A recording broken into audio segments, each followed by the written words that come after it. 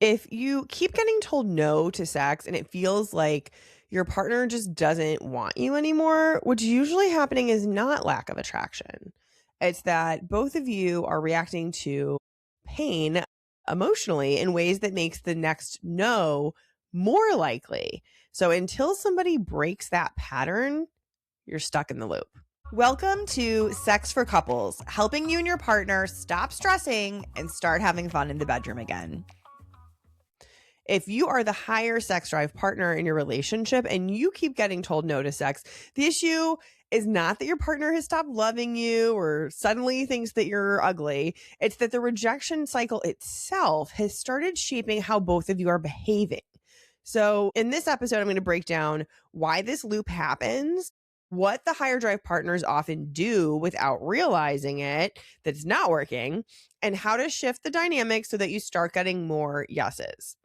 So I will walk you through a few patterns that I see in couples who are stuck in this cycle. The third one is the one that is actually going to empower you so that you're not feeling like a victim in this cycle. And just to give you guys some context, most of the higher drive partners that I work with are not these like shallow, sex obsessed people or unreasonable people, but they are feeling hurt and rejected, right? And most of the lower drive partners aren't cold or uncaring or, frigid or prude. They're overwhelmed and they're feeling pressured and they're disconnected from their own desire for a host of reasons. And so it's really not about, who's right, who's wrong, who needs to kind of give in or compromise.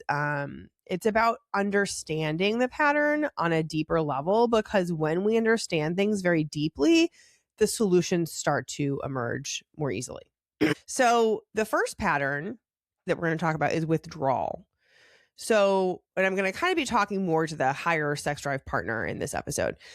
So when you get rejected repeatedly, not surprisingly, you pull back to protect yourself, right? However, your partner doesn't like how they feel when you do this, because it still feels like then you're abandoning them. Like, oh, you're just not going to try anymore? Like, oh, okay. So like, I don't know where my libido is. You're just giving up on us. So it can feel like that to them. And so for you, sex has become about reassurance, validation, self-worth, guilt, and outsourcing actually guilt is more for the lower drive partner, and then outsourcing your emotional needs. So what I want you to ask yourself is, what am I making sex responsible for on an emotional level? Or am I making it responsible for how I feel day to day? Because, fact of the matter is plenty of people are not having sex and they feel fine. So it's possible. So I think we just need to start reframing here. And this is also not to criticize or call anyone out. I just want to challenge the stories and the beliefs so that you can feel better. The other thing is attachment to an outcome always creates anxiety, right? And this is something I learned through almost 20 years of being a counselor. So when we attach to, I need sex to be happy, I need sex to be my best self, I need sex to feel okay, we're setting ourselves up really for anxiety, because there's something outside of us, especially, that we feel like we need that's not actually in our control. But then we almost like busy ourselves trying to make it happen anyways. And what I want to kind of present as an alternative is the idea of self energy. So a lot of you guys know I'm an internal family systems, a therapist and coach. And so the idea in IFS of self energy is that we are all in our essence, like our eternal essence is calm and competent and can be playful and creative and has sort of a clear vision on what our next steps are. And we also, I think this is sort of the distinguishing factor of self energy compared to some of our more like protective parts and defense mechanisms. The self energy is not attached to an outcome. And when that happens, when we let go of attaching to an outcome, suddenly it's like, oh, things are just okay as they are. I can handle things as they are. There's sort of this trust in yourself. And with that trust in yourself that you can handle things however they are, also then comes this spaciousness. I think a huge quality of self energy is spaciousness, to be. It's like this space to let things unfold as they may, right? And then when your lower drive partner senses that spaciousness and that you're just okay regardless, that frees them up to quit pleasing you and to start exploring their own desire. So I'm going to get more into this in our next pattern. So our next pattern is the performance pattern. Okay. So this is where you're kind of asking, maybe directly, maybe indirectly, for your lower drive partner to sort of perform sex for you. So sometimes it gets to a point where you're like, I've tried and I've tried and I've tried to like initiate. I've gotten rejected so much, I'm doing the withdrawing thing. But then you can get a little sulky sometimes, a little crabby sometimes. And there can sometimes be a conversation about it where it's like, hey, this is important to me. Can you just do it for me? Like, I get that maybe you don't have a sex drive, but can you just do it for me? And I want to kind of be clear here. It's normal to have compromise in a relationship, right? But I think we do get into a gray area, which I'll explain a bit more. But one thing I want to say about it is that this is not like, hey, can you just unload the dishwasher? Right? Because, hey, just unload the dishwasher might be like, okay, I don't really want to do it, but I can like do it because it needs to get done. And so, maybe you do it most of the time and I need to step up. Okay, fine. It's different when it's your body. There's more of a sacredness to sharing your body with someone than there is with unloading the dishwasher. Understandably, right? And I think the gray area is where your lower drive partner, if they feel neutral to even slightly positive about sex, I don't see a problem in them sort of doing it a little bit more for you at times. But it's gonna come with some disclaimers, okay? So if it's kind of like, I'm not in the mood per se, but I'm like open to it. And like, usually I have fun once we do it. Go ahead. It seems like your partner is still getting something out of it. However, if it's like, well, I have no desire in my body. I feel like I would actually have to like check out of my body and kind of like zone out because I'm not going to really be able to get into this. Or it feels like I'm going against what feels in alignment for me, which can cause harm to your partner. So I kind of want to just bring awareness to that. Is this a neutral to slightly positive thing for your partner? Is this they're going directly against how they feel in their own body and what feels good for them? That's a problem. That's a pretty big problem, right? Because we don't want to get to a point of reinforcing sex is not for them, it's just for you. Because then it becomes a chore. And like, do you want your partner to see sex with you as a chore? That sounds terrible. Because often what we're trying to get is feeling connected, right? We want our partner to be enthusiastic. And so even if they do kind of like go through the motions and perform sex for you, you're not actually getting their enthusiasm. You're not actually getting the authentic desire from them. So I think that's important to kind of like be honest with yourselves about. And to kind of find out if you don't know, you're like, well, I know my partner doesn't have a huge sex drive, but I'm not sure which one of those categories they fall into. Definitely find out because that's going to impact your path forward quite a bit. I also want to say sometimes you're not being as direct about it, right? So you're not necessarily saying, can you just do it for me?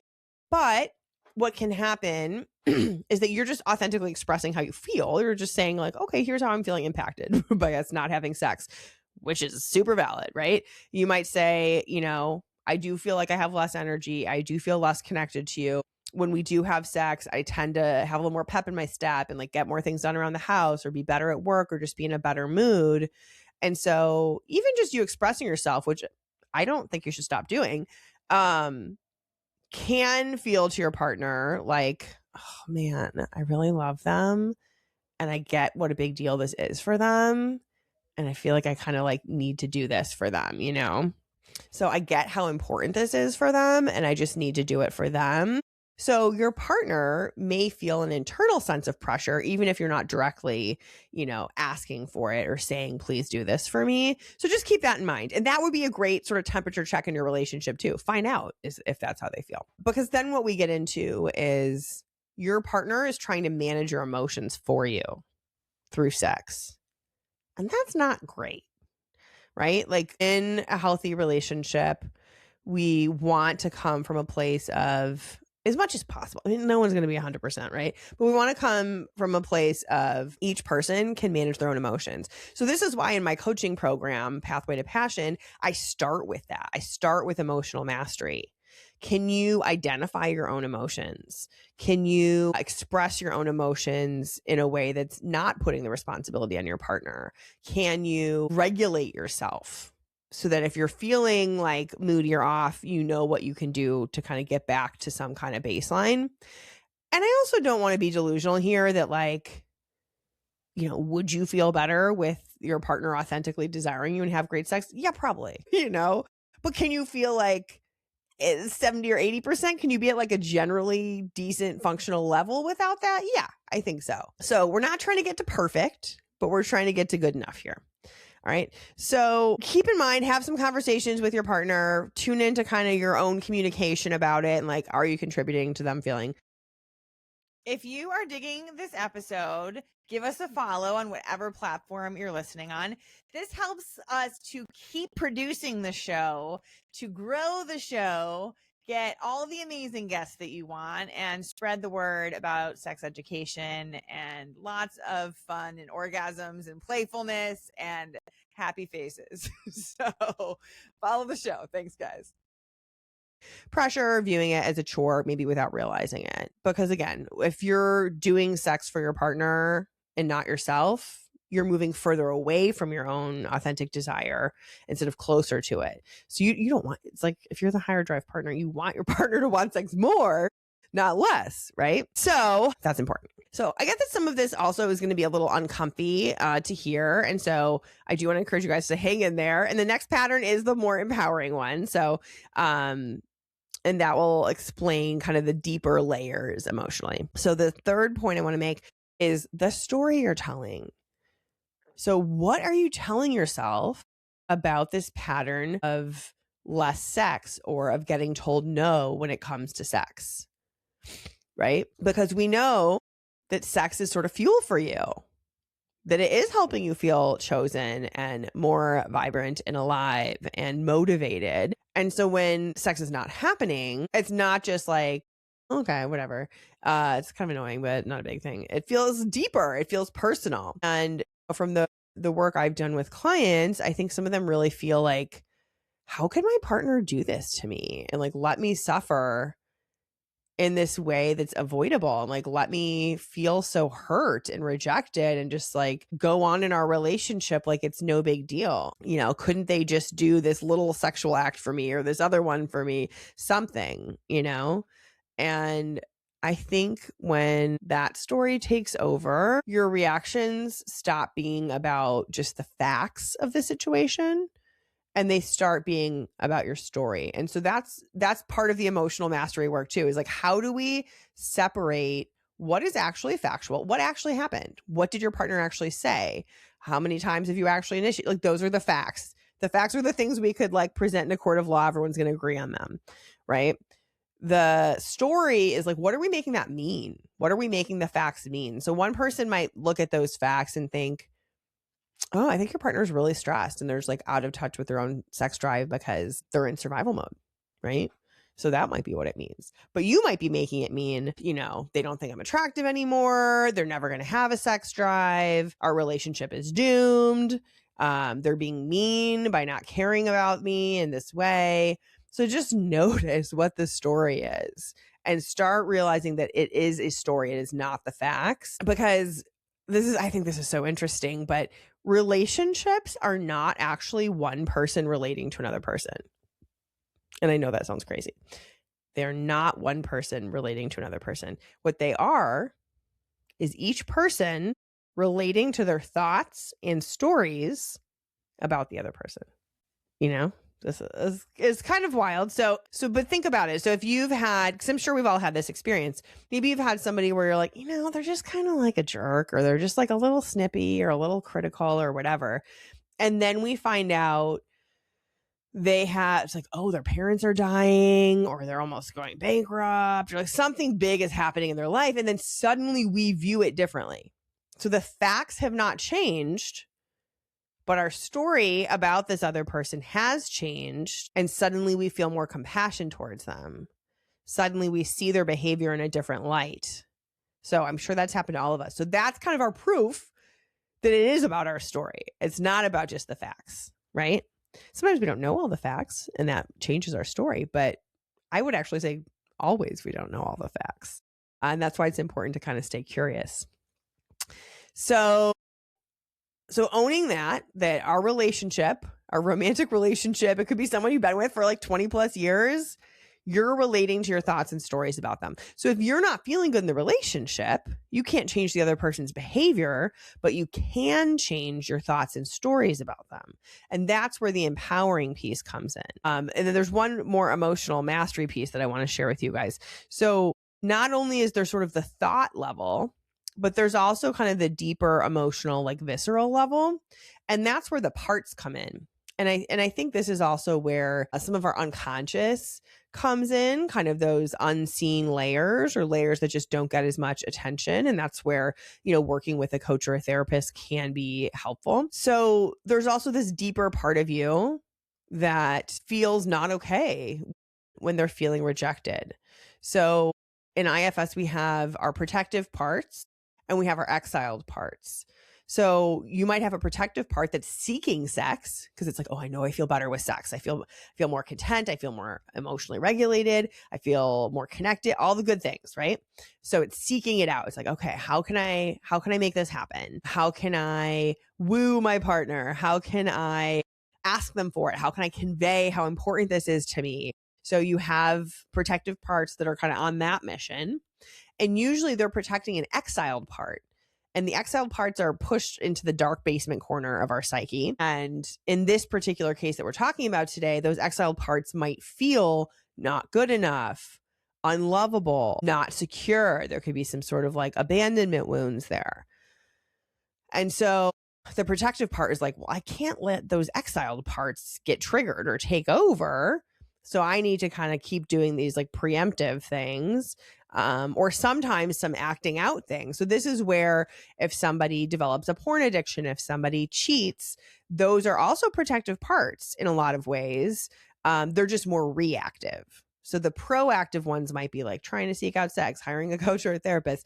The reactive ones might be acting out in slightly more destructive ways, but they're all trying to do the same thing of prevent these exiled deep, dark emotions from coming out and taking over. So to kind of recap it here, if your emotional stability and well-being is kind of rising and falling based on your partner's libido and how frequently you're having sex, you are living at the whim of something you don't control.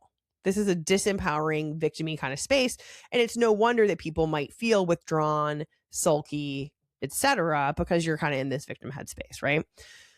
So the goal is to become emotionally steadier, and so that there's kind of this rebalancing equanimity that happens faster, right? So you might still have that initial sting of like, oh, I gotta know, or like, oh, I'm still being vulnerable and this hurts. But you might be like, okay, let me remember my new story that I'm trying to practice. Let me remember that I can take care of my own emotional parts and help them feel safe through connecting with my own self energy, which is calm and stable and safe. And so then it's like, oh, I can regulate myself. There's also, learning to seduce your partner more effectively. It could be that they're not super in touch with their libido, but doesn't mean they can't be. It might be figuring out what does that pathway look like. There's great, books, and I think I have some episodes on seduction. I'm going to have another one coming up, so follow if you want to check that out. But yeah, when your partner no longer feels emotionally responsible for keeping you okay and regulated through sex, they then have the space to authentically find their desire and figure out what is that pathway to turn on for them, right? Assuming that there is one, which if there has been in the past, there probably is one. Bodies change, lifestyles change. So it might not be exactly as it was in the past, but there's usually a way to find that path. And having that space where they don't feel the pressure and they don't feel like they have to regulate you is like a prerequisite. It's not 100% of the path, but it's a prerequisite for them actually wanting you in an authentic way. So If this episode has helped you understand something that you've been feeling, that you've been experiencing in your relationship, this is the kind of thing that we address here on this podcast. We like to kind of go deeper into the emotional layers of sex. And if you want to do the, more personalized healing work with your own protective and exiled parts and learn to manage your emotions differently, that's the work I do inside my Pathway to Passion coaching program. So thank you, everybody, for listening to Sex for Couples, and we will catch you next week in another episode. Take care. Are you somebody who wants a better intimate connection with your partner, but feels like you're stuck in the same loops, lack desire, or just don't know why things aren't quite clicking? It can be frustrating because you want closeness and connection, but instead you're left guessing what's going on, feeling misunderstood, or wondering whether things will ever feel good again. So what if instead you could get clear on what's really holding you back and how to move forward with confidence? So that is exactly why I created the Why You're Stuck in a Sex Rut quiz. So this is a personalized quiz that helps you uncover the real reasons your intimacy isn't where you want it to be and gives you the insights that you can actually act on. Through the quiz, you'll discover what patterns are keeping you stuck, the hidden emotional or physical blockers that matter most, and actionable ways to start shifting things for the better. So if you want to finally understand what's really going on and how to get the spark back, go to thebetterbedroom.com or click the link in the show notes and take the Why You're Stuck in a Sex Rut quiz.